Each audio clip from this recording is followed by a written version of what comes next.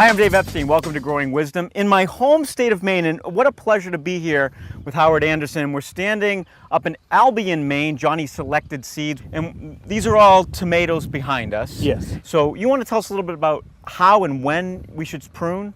Well, we prune throughout the season, starting when the suckers on the plants get to be about 2 to 3 inches long. And we do this to increase yields and to help reduce disease pressure on the plants. We prune to 2 liters and take all the suckers off in between, and as the plants grow up, we will trellis them out on the stakes. So talk about this leader business. Okay, this is your first leader. This comes off your main stem.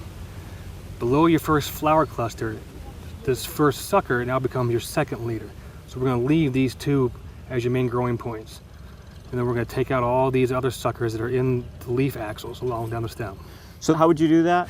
You do it with your fingers. You pinch that sucker out of the leaf axils.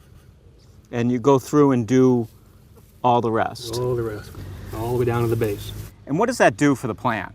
That will invigorate it, so put more growth into these leaders and putting more fruit on. How often would I have to do this in a sort of normal growing season? Every week to 10 days. Should I do this in the morning, the evening? Does it matter?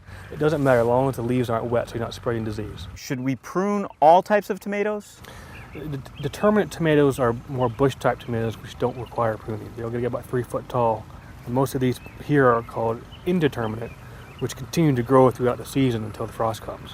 They're listed as determinate or indeterminate in most seed catalogs. And so the indeterminate ones are the ones we have to stake, and we also have to take the suckers out. Correct. What is this that we're doing here? This is called basket weaving. You take the string and round it around the stake and weave it around the plants. When you get to the far end, you turn around and come back and weave it on the other side of the plant.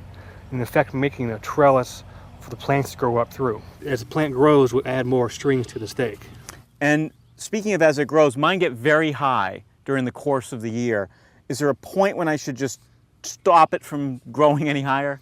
At about 30 days before your first frost, you want to take off the growing points, the ends of the leaders we were pruning, and that will force the plant into making those last set of fruit ripen up before frost. Howard, this has been great, and really appreciate your time here.